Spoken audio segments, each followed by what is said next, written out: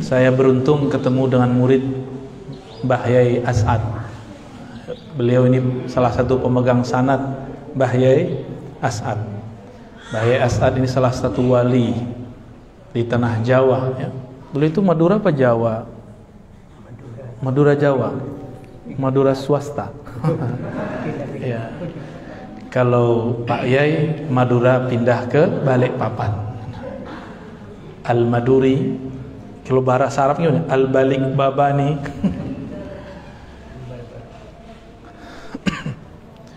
Saya ternyata dosen putri beliau di IKI, nyamar deh ya. Nggak ketahuan ternyata ada pesantren di Balikpapan ya. Dan jadi pembimbing skripsinya lagi ya. Alhamdulillahirabbil alamin. Tamat tahun berapa Aisyah? 2020, generasi awal corona.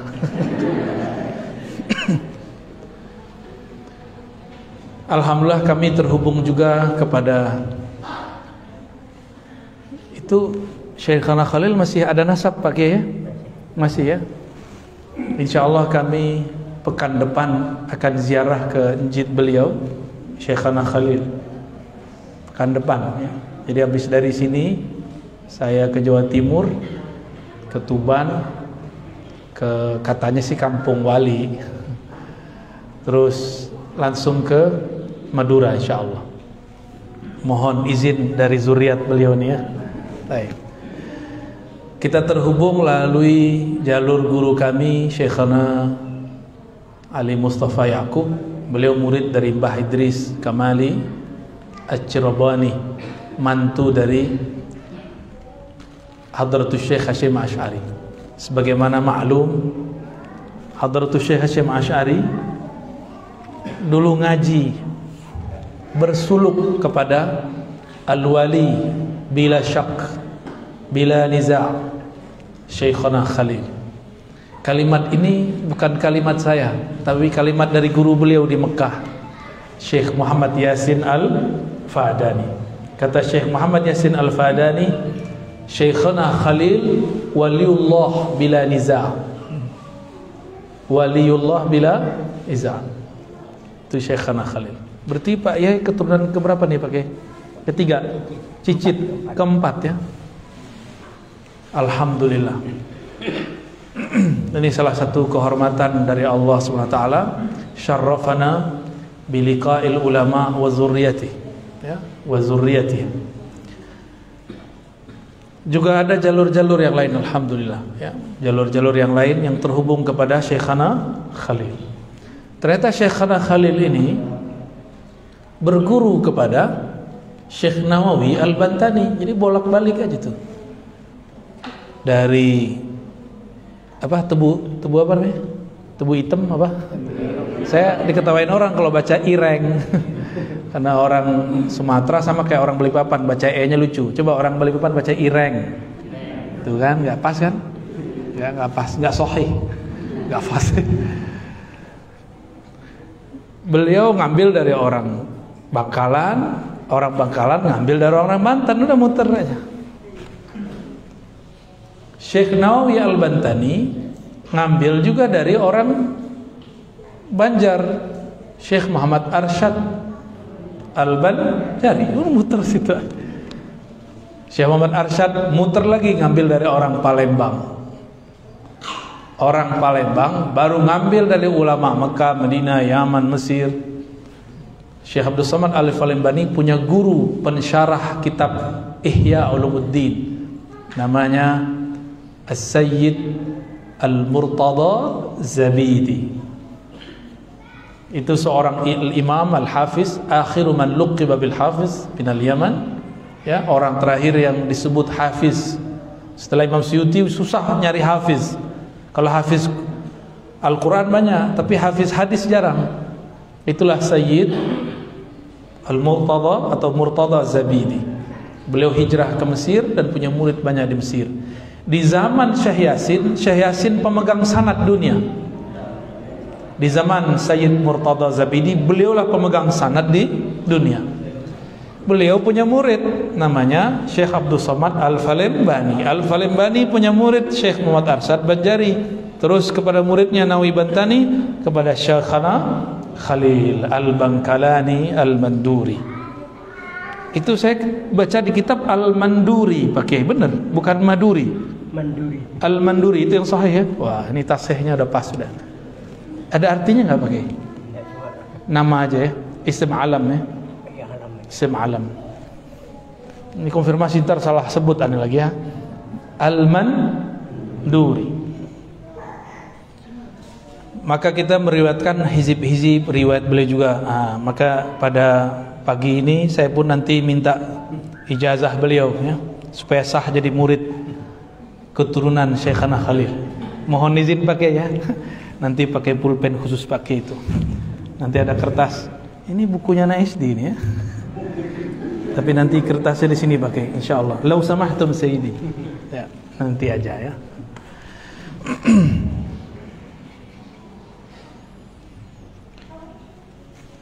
Negeri ini, Indonesia khususnya, Nusantara secara umum, diberkahi dengan adanya ulama-ulama ahlullah.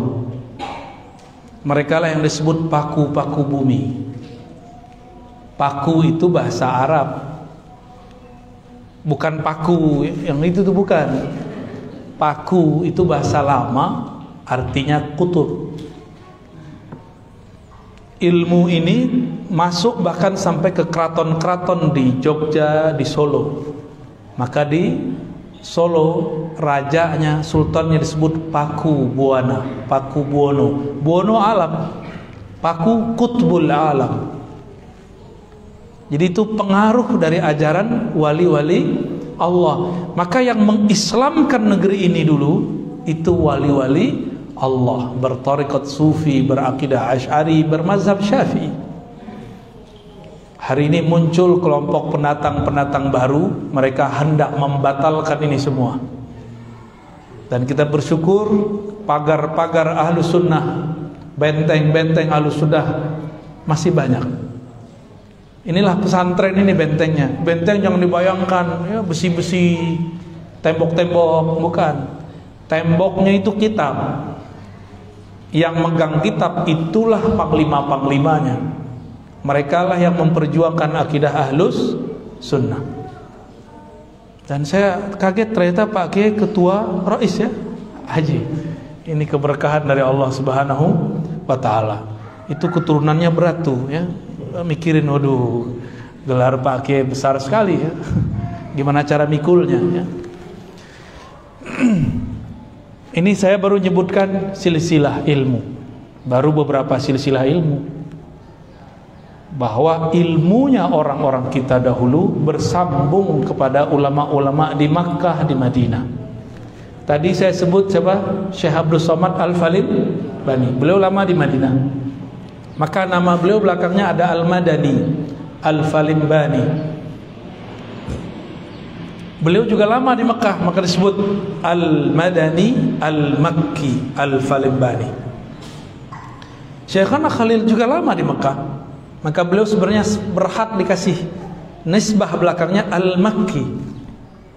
Beliau talaki lama kepada Al-Alim, Al-Allama, Al-Kabir, Al-Kutub Al-Syahir, Al-Mufassir Sayyidi Syekh Muhammad bin Umar ya, namanya bin Arabi atau Syekh Nawawi Al-Bantani. Benar namanya pakai Muhammad ya. Ya. Itu Syekh Nawawi Al-Bantani menjadi mufti di Mekah, mufti mazhab Syafi'i, dan dia punya murid tidak hanya orang-orang Nusantara. Oleh karena itu beliau kalau nulis kitab nggak pernah pakai bahasa Melayu atau bahasa Banten, selalu pakai bahasa Arab. Jadi kalau mau tahu seorang syekh ini muridnya siapa aja, lihat kitabnya pakai bahasa apa. Karena beliau nulis buku untuk muridnya berbahasa apa. Syekh Abdul Somad Al-Falimbani nulis dalam dua bahasa, kadang Arab, kadang Melayu. Karena terakhir beliau pulang ke negerinya dan pindah ke Patani. Karomahnya mirip-mirip seperti Yai As'ad. Mbah Yai As'ad itu Masya Allah ya, mau ilmu apa aja ada ya. Debus bisa ya. Itu pakai hizib-hizib aja, pakai doa-doa aja. sama beliau itu. Nah, dulu itu sanadnya ke Syekh Abdul Somad Palembani itu salah satunya. Syekh Abdul Somad Palembani itu ditembak nggak mati-mati, ditembak nggak mati-mati. Ditunggulah waktu beliau lengah, nggak tahu siapa yang melakukan. Ketika beliau sampai di Patani, dipisahkan kepalanya dari badannya. Jadi nggak bisa ditembak, bisa cuma digorok. Maka miriplah kisah beliau dengan Sayyidina Al-Husain. Badannya di mana, kepalanya di mana.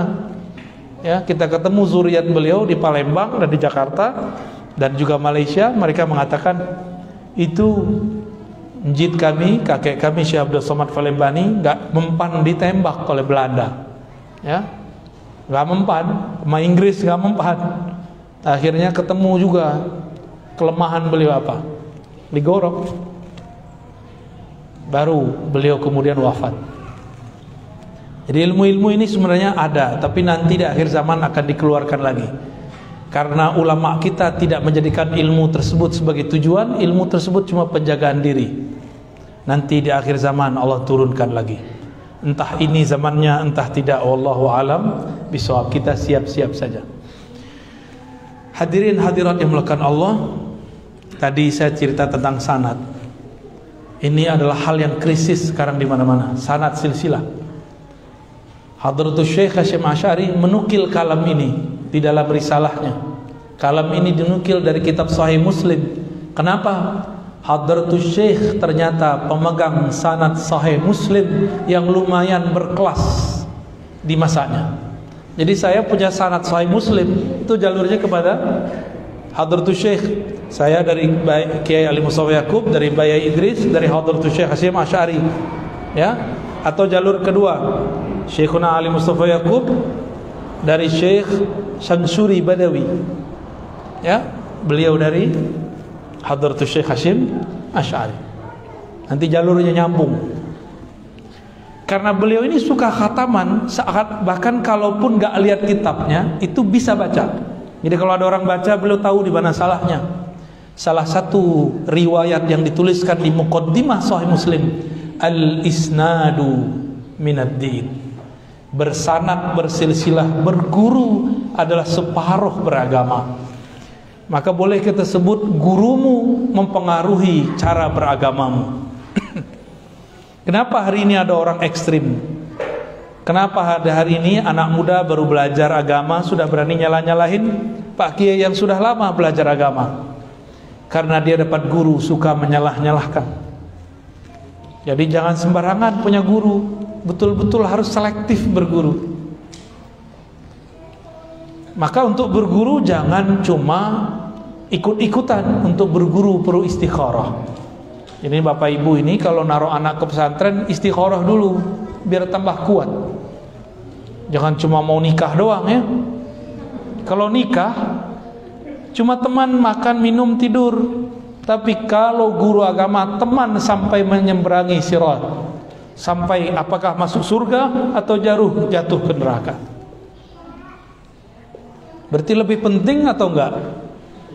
Oleh karena itu ulama kita mengatakan nasabul ilm, nasabud din a'la wa aqwa min nasabil jism. Jadi nasab dalam beragama, guru kita dalam beragama lebih kuat, lebih sahih, lebih berhak bertanggung jawab daripada nasab jasad. Nasab jasad paling cuma sampai liang kubur. Fulan bin fulan, fulanah binti fulan. Tapi kalau nasab ilmu, nanti ditanya, kamu murid siapa? Nanti ditanya tuh. Ketika ditanyakan ini sosok siapa, maka muncullah sosok Nabi di hadapan dia. Kalau dia tidak punya guru, nggak ada yang bantu jawab. Inilah nikmatnya punya guru. Kalau orang punya guru, guru rohani yang bantu jawab di alam kubur, nanti gurunya diajarin sampai di kubur. Itu kalau gurunya wali Allah. Karena wali Allah itu ahya'un inda rabbihim, mereka masih hidup di sisi Allah Subhanahu wa taala. Percaya nggak nih? Hah? Cahayanya kenceng dong. Kalau antum tasdik kepada Syekhna Khalil dan zuriat-zuriatnya yang alim ulama, datang nanti mereka itu. Sebagaimana kalau kita pulang dari perantauan, ini waktu anak-anaknya Pak Kiai pulang turun di bandara, disambut nggak Pak Kiai? Langsung dijemput, langsung dijemput. Anaknya, putranya, putrinya baru pulang dari perantauan pasti disambut. Benar disambut nggak Aisyah? Atau suruh pulang-pulang sendiri? Udah pulang kau sendiri gitu. Begitu nggak? Pasti disambut, bahkan dijemput. Masa putrinya, putranya pulang tidak dijemput? Walaupun bisa pulang naik Grab, naik ojek, bisa pulang jalan kaki, berenang ya. Tapi tetap dijemput. Kenapa? Anakku. Karena ini perjalanan dunia yang menjemput tubuh fisik. Nggak cukup pakai doa, saya jemput pakai doa, nggak cukup. Al-Fatihah nggak cukup. Kalau sudah masuk ke alam sana, bukan tubuh ini yang berkuasa, bukan ayah kita. Kalau ayah kita bukan seorang wali Allah, nggak bisa dia jemput. Tapi jika dia seorang wali Allah, kekasih Allah, murid dari wali Allah, kalau dia nggak wali, gurunya wali, kan bisa nebeng. Pak Yai, itu murid saya butuh syafaat. Engkau kan tahu jalan menuju Rasulullah, mohon mintakan doa. Pak Kiainya ACC tanda tangan, ya, langsung. Maka nanti ada 2-3 makomat di alam kubur itu. Ada yang dijemput malaikat, itu orang soleh biasa. Ada yang istimewa, dijemput wali-wali Allah. Ada yang khawasul khawas, teristimewa, langsung Sayyidina Nabi SAW yang jemput dia. Langsung dijemput. Karena Nabi mengatakan, itu anak rohaniku. Kita ini, kata para ulama, al-alam. Nah, jadi ulama itu secara rohani mendapatkan kalam dari Nabi. Wali-wali Allah ini, kalau secara ilmu hadis kalam Nabi sudah berhenti, tapi secara rohani Nabi kan masih hidup. Orang yang bisa mengetuk pintu rohani Nabi masih akan mendengarkan Nabi berkalam. Salah satu kalam Nabi ketika para wali-wali ini diizinkan bertemu beliau sallallahu alaihi wasallam, apa? Al-alam minni wa ana minallah. Alam itu semuanya dariku. Jadi Nabi itu tulangnya jadi apa, darahnya jadi apa, kukunya jadi apa, kulitnya jadi apa, rambutnya, begitu isyaratnya. Kolbunya jadi Imam Mahdi, ya, otaknya jadi ulama intelektual, ahli fikih, ahli kalam, darahnya jadi syuhada. Jadi kenapa orang-orang ada yang jadi syahid? Dia kecipratan nur darahnya Nabi Sallallahu Alaihi Wasallam. Setan yang mana? Setan kan alam juga. Nah, setan itu bayang-bayang Nabi. Bayang-bayang gelap nggak? Nah itu. Maka Nabi juga penyayang sebenarnya sama setan. Nabi kasihan sama setan itu. Kan gimana-gimana masih dari beliau kan? Ya. Tapi setannya nggak tahu diri soalnya. Ente yang mana, Dok?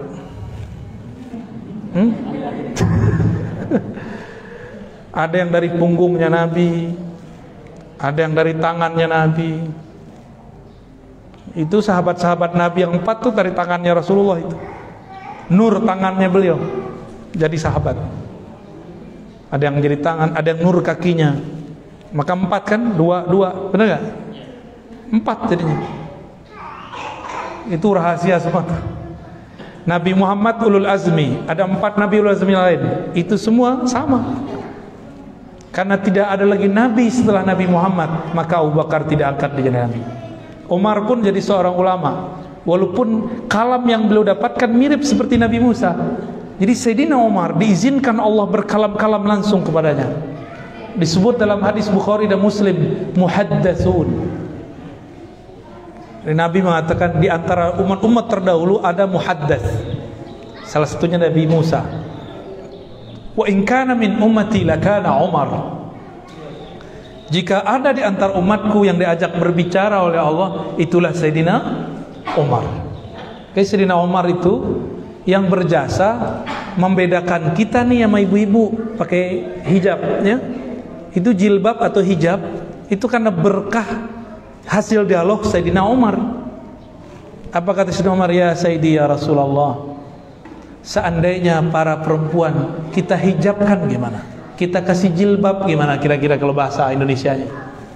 Akhirnya Nabi turun ayat. Sayyidina Umar berkalam, turun ayat karenanya. Maka Sayyidina Umar bersyukur, berbangga karena ilham-ilham yang Allah turunkan kepadaku. Rasulullah kemudian mengetuk pintu wahyu, turunlah 3 ayat hukum, dan itu ayat-ayat besar. Ya, ayat-ayat besar. Maka Sayyidina Umar agak galak dikit karena beliau ahli hukum. Nabi Musa galak nggak? Galak Nabi Musa itu. Obat galak ketemu Nabi Khidir. Gitu. Jadi orang-orang galak nih, orang-orang keras beragama, mesti ketemu Nabiullah Khidir. Kalau enggak dia nggak akan lembut. Dia kasar terus, keras terus. Jadi hati-hati, kadang-kadang yang nanya itu bukan orang biasa. Kadang-kadang dia diilhami, dibisikin Nabiullah Khidir itu. Ngetes kita kasar, keras atau tidak. Ngajarnya lembut atau nyiksa, ya. Ini zaman bukan lagi zaman persekusi, zaman-zaman mukul-mukul. Udah nggak ada kan? Udah nggak ada ya? Pak Kiai udah nggak ada kan? Guru-guru mukul-mukul udah nggak ada. Zaman kita dulu cuma salah baca alif sama nggak alif, rotan melayang di punggung, langsung jadi kayak X-Men tapi dari belakang. Silang tuh, cium. Orang tua lihat, kenapa punggungmu nak? Oh ada X, malah disayang-sayangin. Oh, bagus. Kalau sekarang orang tua kalau ngelihat anaknya dipukul sama guru gimana? Lapor polisi. Orang tua kurang ajar. Saya kalau punya santri begitu, saya pulangkan. Pak, ini anakmu, urus sendiri, ajar sendiri. Ya, pulangin aja. Ngapain kita nggak butuh santri kok? Santri butuh kita. Dia kan nggak bisa baca kitab, nggak ngerti hukum Islam, nggak kenal Allah dan Rasulnya. Para kiai, para ustadz perijazah ilmunya. Seandainya pun mereka nih sesat, itu syafaat ada pada diri mereka karena masih punya guru.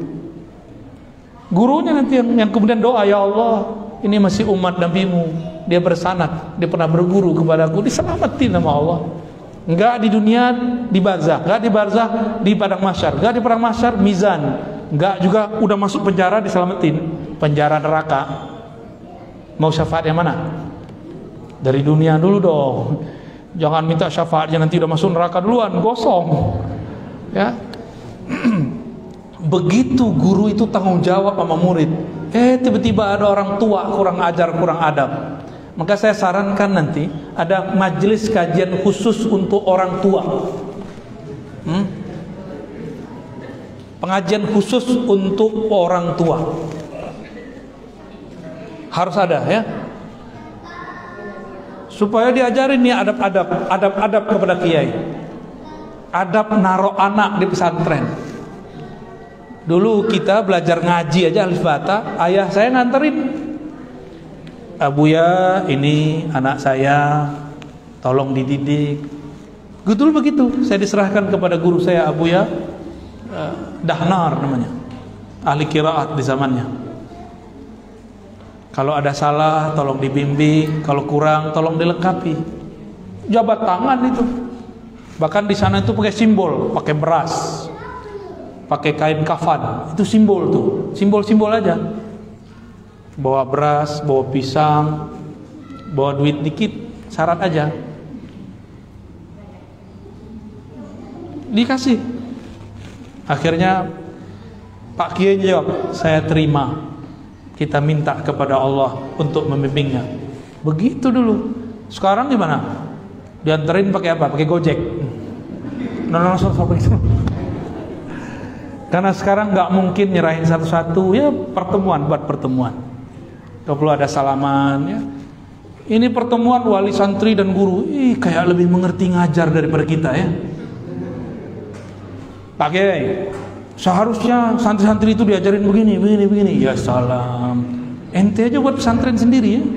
Kita nggak anti kritik, cuma kalau cara ngomongnya begitu nggak enak. Ya, ini bukan lagi belain Pak Kiai, ini bukan. Ini pengalaman. Saya kan orang pesantren, ya ngajar pesantren 15 tahun ngajar pesantren. Sampai sekarang masih. Dengar begitu, kawan saya kepala madrasah senyum-senyum aja ya. Sabarnya beliau bukan main. Untung bukan saya kepala madrasahnya. Kalau saya kepala madrasahnya saya tanya, Pak, mana anaknya? No, saya anterin Pak. Ini saya serahkan kembali. Sok tahu, sok pinter. Kalau begitu ajar sendiri anaknya. Tapi zaman sudah berubah pakainya. Kita nggak bisa begitu lagi. Cuma makanya saya nggak mau jadi kepala madrasah. Kita ngajar-ngajar aja ya. Takut makan hati. Cukuplah kita makan hati sama istri kita ya. Baik. Jadi Syekhana Hadratus Syekh Hasyim Asy'ari nukil itu di kitab risalahnya Al-Isnad Minad-Din. Dan benarlah gurumu mempengaruhi cara beragamamu. Gurunya galak, muridnya galak. Gurunya suka bentak-bentak, muridnya suka bentak-bentak. Gurunya suka laknat, muridnya suka laknat. Gurunya berpolitik, muridnya berpolitik. Gurunya wali, muridnya wali. Gurunya ahli fikih, muridnya ahli fikih. Gurunya pendakwah, muridnya juga pendakwah. Gurunya ahli hadis, muridnya ahli hadis. Mungkin nggak gurunya ahli hadis, muridnya jadi ahli kebatinan, benar nggak? Nggak mungkin, ya. Oleh karena itu Imamuna Sya'rani, Abdul Wahab Sya'rani nulis di kitab beliau. Ada beberapa kitab beliau yang besar dan kecil, hampir semuanya sama. Al-Minan, ada Qawaid Tasawuf, ada macam-macam. Ada Thariqah Matbuliyah. Beliau mengatakan Al-Wali Ibnul Wali. Wali itu pasti gurunya wali. Namun wali Allah ini kan cahaya. Cahaya kalau terlalu dekat silau. Akhirnya orang terdekat tidak tahu, santrinya nggak paham.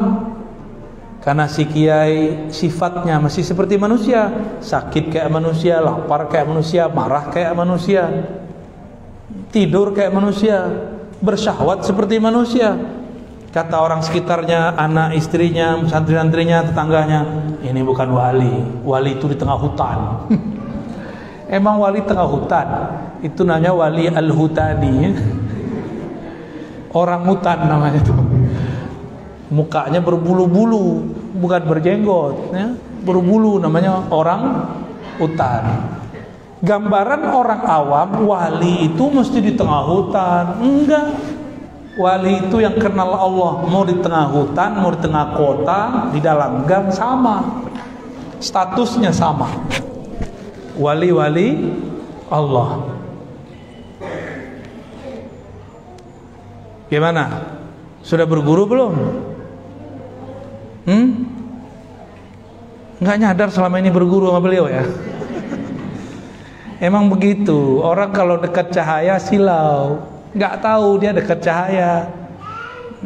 Taunya kapan? Kalau cahayanya sudah pindah. Udah pindah alam, baru sadar. Bapakku wali. Guruku wali. Tetanggaku wali. Baru sadar. Mau begitu? Guru saya, murid-murid Syekh Yasin. Kata beliau-beliau nih banyak. Waktu Syekh Yasin hidup orangnya biasa-biasa aja. Nggak ada yang aneh. Pas meninggal baru keluar semua kisahnya. Kalau beliau Jumatan, itu nggak kelihatan keluar rumah, tahu-tahu sudah nyampe di masjid.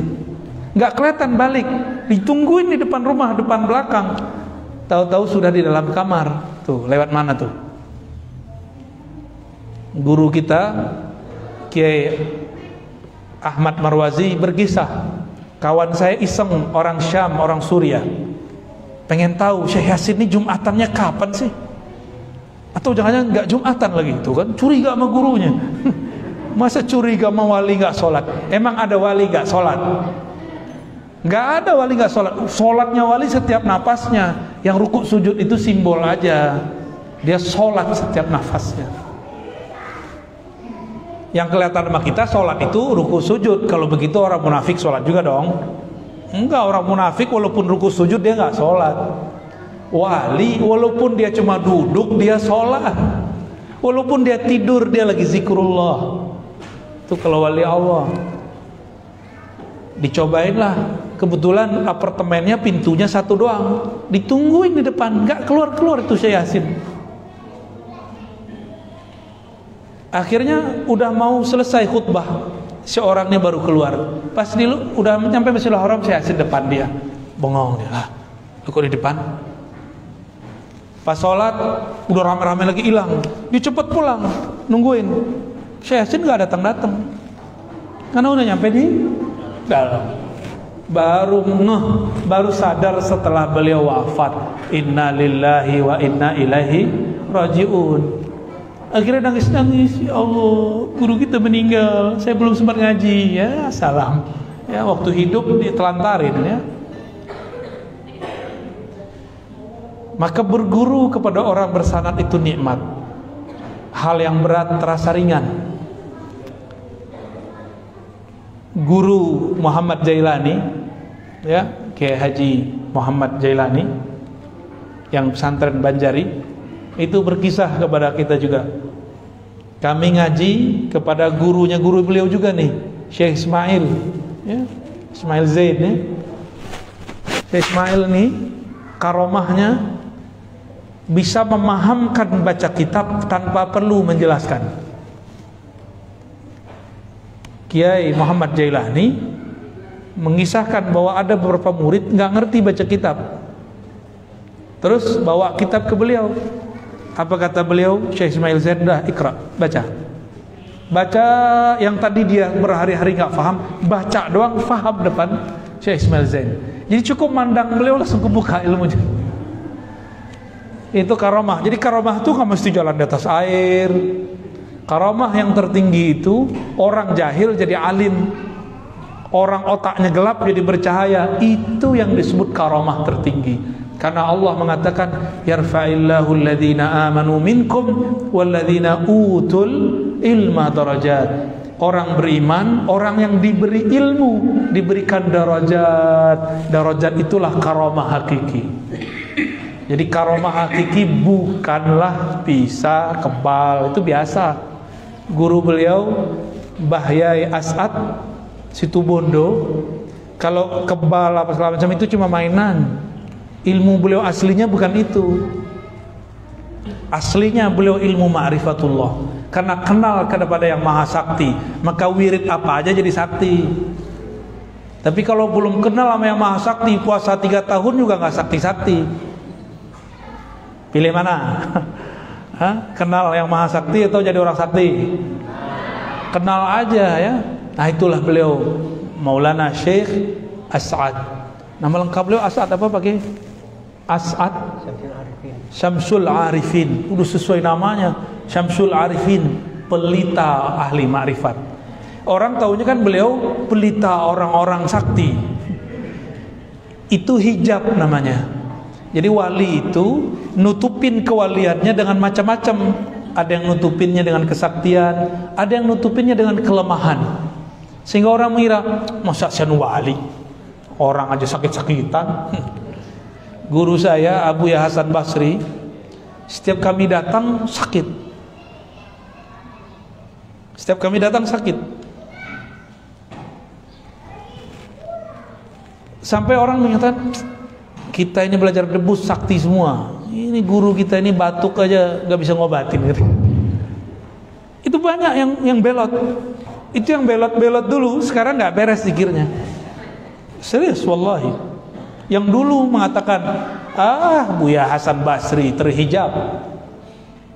Hijabnya apa? Baca kitab tuh. Kurang ajar gak murid ngomong, guruku terhijab karena baca kitab. Saya dengar langsung itu, bukan 1-2 murid, banyak murid. Waktu itu saya masih kecil, umur 12-13 tahun. Umur saya 15 beliau wafat. Jadi cuma ngaji 3 tahun sama beliau. Apa kata salah satu kawan saya?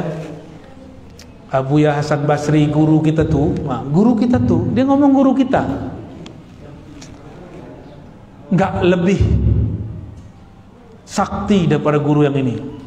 Kewaliannya terhijab, dia orang terhijab oleh baca kitabnya. Banyak sekali yang ngomong begitu. Hadirin hadirat maka Allah, kapan ilmu menghijab? Kapan zikir menghijab? Kalau ilmu dan zikir membuat dia merasa dirinya sesuatu. Contoh nih, saya habis ngaji dapat sanad dari Pak Kiai. Terus saya bilang, sanad saya lebih tinggi dari ente. Itu jadi hijab langsung tuh. Saya merasa saya doktor. Itu jadi hijab. Saya merasa saya dapat ijazah ini, ijazah itu, bisa baca kitab ini, hafal kitab ini. Itu jadi hijab. Merasanya itu yang jadi hijab. Ilmunya bukan hijab. Ilmu itu adalah hijab paling tipis antara kita dan Allah. Kenapa? Al-ilmu sifatun min sifatillah. Benar. Ilmu itu adalah salah satu sifat Allah. Siapa orang yang berilmu, jarak dia dan Allah cuma al-ilmu, satu hijab doang. Tapi dalam ilmu itu ada lagi lapisan hijab 70.000. Namanya hijab cahaya. Jadi satu bab hijab itu ada tirai-tirai penghalang. Ini yang membuat kemudian orang nggak ketemu-ketemu. Itulah juga yang membuat murid-murid nggak sadar gurunya adalah seorang kekasih Allah. Itu juga yang membuat seorang anak, seorang istri, seorang saudara, tetangga nggak sadar kalau orang-orang yang dia dekati, guru-gurunya itu adalah kekasih-kasih Allah. Bahkan kadang-kadang si kiainya nggak sadar kalau dia kekasih Allah. Maka wali ini ada 3. Ada wali am, wali umum. Itu semua orang beriman wali umum. Ada yang kedua, wali khawas, wali yang spesial. Ini orang-orang yang sudah mulai diberikan ilmu mengenai nama-nama Allah, sudah diberikan ilmu mengenai perbuatan af'al Allah, sudah mulai diberikan ilmu mengenai sifat-sifat Allah. Ini khawas. Wali yang ini dia sadar kalau dia wali. Dia dikasih tahu sama Allah atau dikasih tahu oleh Rasulullah. Karena yang angkat wali siapa? Kalau yang wali kota ngangkat siapa? DPR. Wali kota diangkat gak? Diangkat. Masa wali alam nggak diangkat? Kalau nggak diangkat namanya wali PA. Wali kelas saja ada suratnya. Benar, ada wali kelas di sini? Ya. Ada suratnya kan? Ada rapatnya, ada penunjukan. Kamu jadi wali kelas ya, minimal begitu. Benar nggak?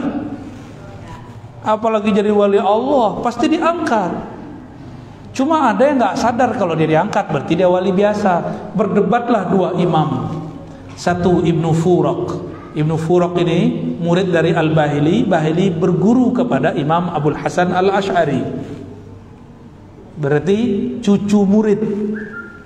Kata Ibnu Furak, al-wali la ya'rif annahu wali.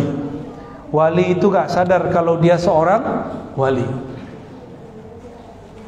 Kawan dia namanya Abul Qasim Al-Kushairi yang juga berguru. Jadi kawan berguru. Tapi makomnya karena dia bertasawuf lebih tinggi daripada Ibnu Furak.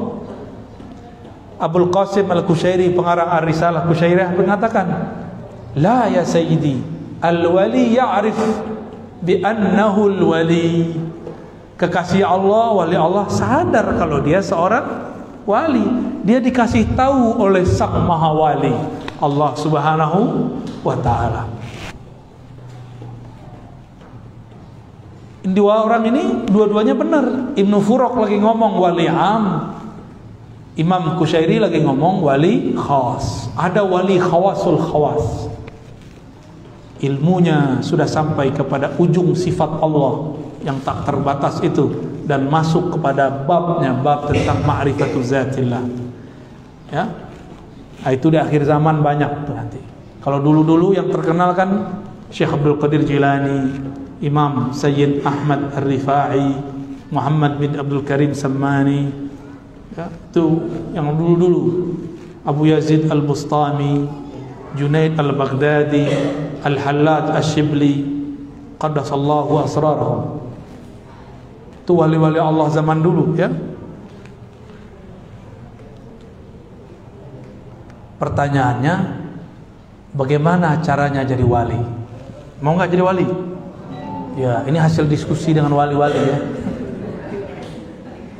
Wali murid, wali kota, wali murid. Nah, kita turunin dikit deh. Wali murid, wali kelas, wali kelas. Wali kelas mungkin nggak orang nggak sekolah. Berarti dia jadi wali kelas karena dia punya ilmu, benar? Dan dia mengerti persoalan murid. Dia bertanggung jawab terhadap murid-murid.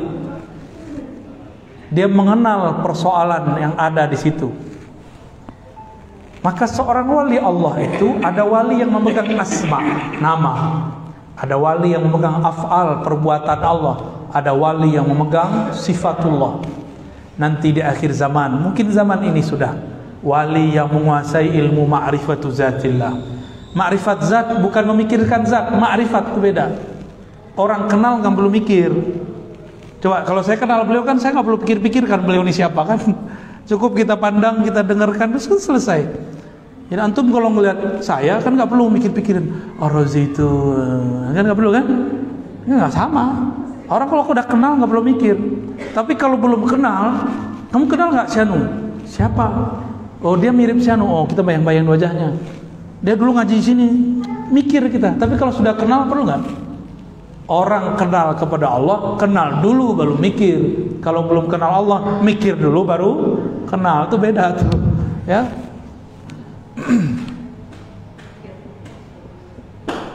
Cara menjadi kekasih Allah sangat mudah.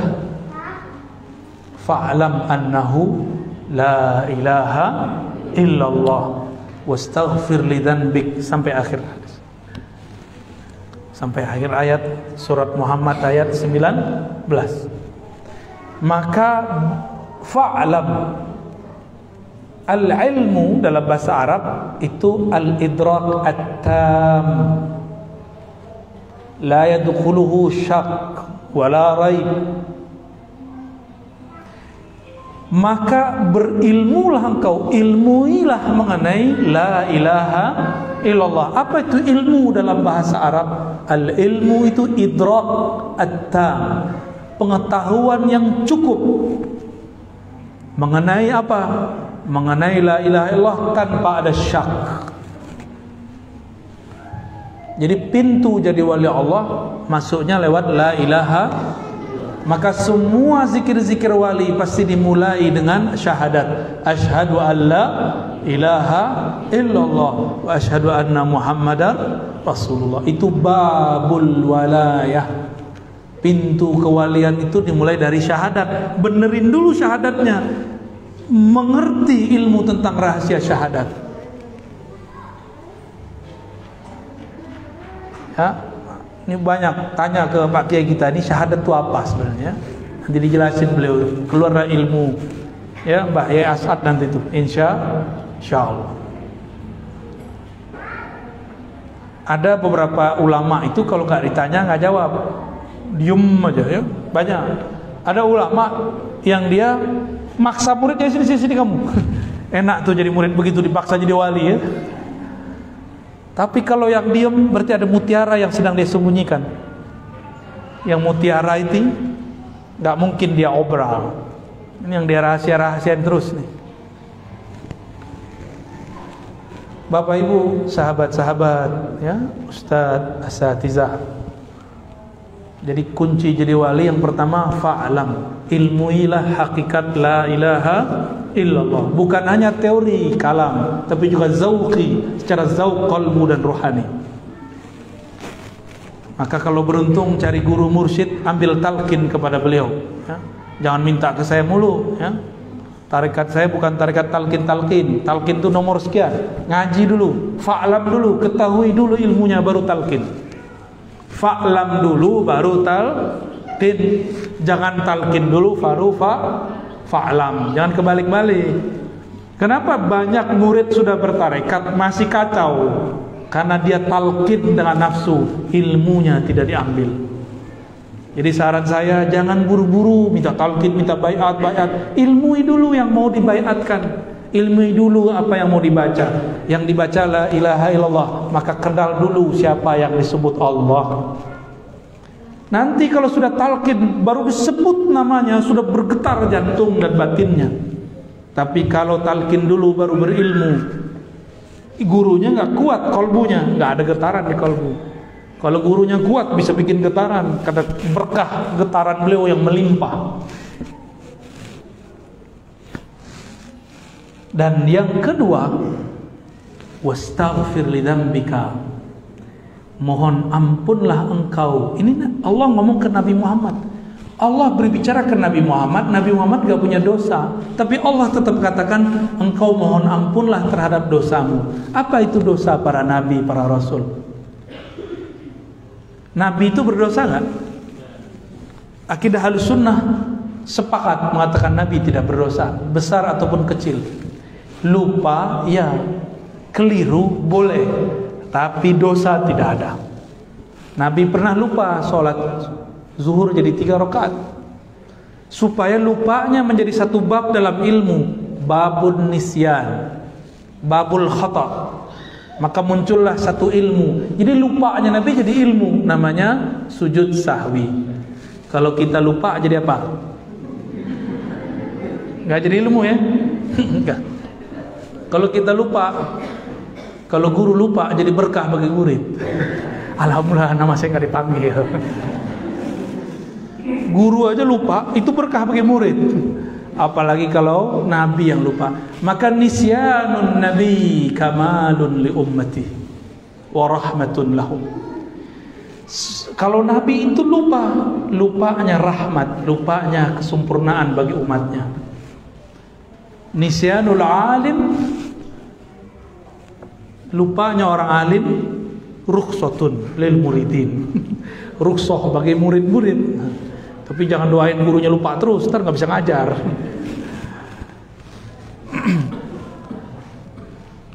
Jadi mau jadi wali itu kan pewaris Nabi, maka ilmunya harus warisan Nabi. Pertama ilmu ilah, yang kedua hendaklah engkau merasa berdosa. Maka Nabi itu walaupun tidak ada dosa, tapi beliau merasa berdosa. Nah, kita ini banyak dosa, tapi merasa tak berdosa. Coba aja lihat di sekolah, di pesantren terjadi pergesekan. Ketika kemudian kita fasilitasi mediasi, yang ini ngomong aku nggak salah kok, yang satu aku nggak merasa salah, padahal itu ustazah itu. Bener kan? Ya, paham sendirilah, kita lama hidup di pesantren memang begitu ya. Pakai dalil tuh. Ajib tuh kalau ustazah tengkar, dalil keluar semua, Alfiyah aja dibaca. Kisah Ibnu Malik dengan Nawawi itu dibaca tuh. Kau nih suul adab. Ibnu Malik nyindir Nawawi ini belum pantas muncul, di-cut dulu sama Ibnu Malik. Kau ini masih kecil dan muncul-muncul aja. Suul adab sama aneh gitu. Cari pembenaran, cari-cari di kitabnya. Bilangnya iri enggak? Kita ini gak perlu iri sama orang kalau kita sudah tahu makom kita masing-masing. Allah gak akan pernah salah menurunkan makoman. Allah tidak akan salah memberikan ahwal. Allah tidak akan salah kirim ma'rifat. Apalagi cuma kirim rezeki, gak akan salah. Maka aneh jika ada ustadz mengerti ma'rifatullah, tapi iri sama tetangganya, beli motor duluan, mobil duluan, beli rumah duluan, kawin satu lagi. Masa iri? Berarti dia salah memahami rezeki Allah. Ternyata dia pernah suka sama orang yang dinikahi sama kawannya. Kata dia, kekasih yang tertukar. Kok ada ustadz begitu ya? Banyak. Ada yang curhat di depan saya ya. Saya belum pernah kesini tapi kebaca. Baik. Jadi kalau ingin jadi wali Allah, versi ayat ini, hendaklah engkau memunculkan bahwa rasa engkau berdosa. Lalu Nabi ini dosanya apa? Ternyata dosa Nabi bukanlah maling, bukanlah zina, bukanlah korupsi. Bukan. Dosanya Nabi adalah merasa berdosa karena kurang adab, kurang syukur. Dua itu aja. Jadi nabi-nabi itu seperti Nabi Muhammad SAW, ketika beliau keluar dari tempat buang air, apa kata beliau? Ghufranak. Ghufranak ini kan bahasa Arab aneh nih. Kok dia satu-satunya jumlah kalimat cuma dua, ghufran dan ka. Tapi kok mansub? Mansub kan? Ghufranak barisnya mansub fathah. Dalam bahasa Arab pasti ada yang disembunyikan, ditakdirkan di depannya, disembunyikan. Allahumma inni as'aluka ghufranak. Diringkas ghufranak. Nabi keluar dari tempat buang air, doa, ya Allah ampuni dosaku. Dosa yang mana? Dosa buang air kurang syukur. Ternyata buang air besar, buang air kecil itu wajib disyukuri. Nggak percaya, coba nanti kena penyakit namanya apa? Bukan yang susah, buang air kecil itu loh. Bukan prostat, itu mau kegedean itu. Ada orang mau buang air kecil nggak bisa keluar, batu ginjal. Usus buntu lah, salah. Anyang-anyangan. Iya, itu bahasa kampung gitu ya. Jangan pakai bahasa Belanda mulu. Anyang-anyangan. Mau keluar tapi gak keluar, sakit gak? Itu nikmat terbesar di alam semesta. Nikmat paling besar. Maka kalau minum baca bismillah. Supaya keluarnya alhamdulillah. Orang malam pertama aja bismillah. Ya. Malam kedua lupa. Maaf yang jomblo ya. Kamu masih jomblo gak? Jomblo abis sama depan saya ya. Karena kita dulu waktu jomblo abis juga depan kiai kita ya. Penasaran gimana sih caranya menghancurkan kejombloan. Khalas ya. Ya. Jadi biar jadi kekasih Allah gimana? Pertama, ilmui la ilaha illallah, mencakup ma'rifatul zat, ma'rifatul sifat, ma'rifatul af'al, ma'rifatul asma. Yang kedua, jadilah hamba, jangan sok-sok jadi wali, jangan sok suci. Merasalah dirimu berdosa, meskipun kata orang kamu tidak berdosa. Apalagi kita ini banyak dosa. Ada hari ini yang belum berdosa? Tuh matanya, mata antum habis dosa kelihatan di sini. Ada yang tadi makan nggak baca bismillah. Secara ilmu fikih nggak dosa, tapi secara ilmu hakikat itu dosa besar. Yang ditumpuk-tumpuk setiap hari. Makan minum nggak baca doa, udah berapa kali antum numpuk? Dosa kecil, kesalahan adab kecil, kalau ditumpuk-tumpuk nanti lama-lama jadi bukit, lama-lama jadi gunung. Itu dosa besar. Jadi mau jadi wali aja bismillah lupa. Hah? Ya udah jadi wali murid aja deh. Ya, kalau jadi wali nikah, oh seru lagi tuh ya. Baik. Kira-kira itu yang dapat kita sampaikan. Mohon Pak Kiai ajizni bi asanidikum. Ya. Lau samahtu. Ajizni Maulana. Kita pengen dapat salamnya aja. Mau nggak pakai? Kul ajiz tuka. Qabil tu Allah sudah sah jadi murid. Jangan salah paham, ini bukan qabil tu yang itu. Taib. Yang jomblo cemburu nanti ya. Ini bukan ankah tuka, bukan. Ini ajaz tuka. Cukup atau ada yang mau didiskusikan? Taib, fadal.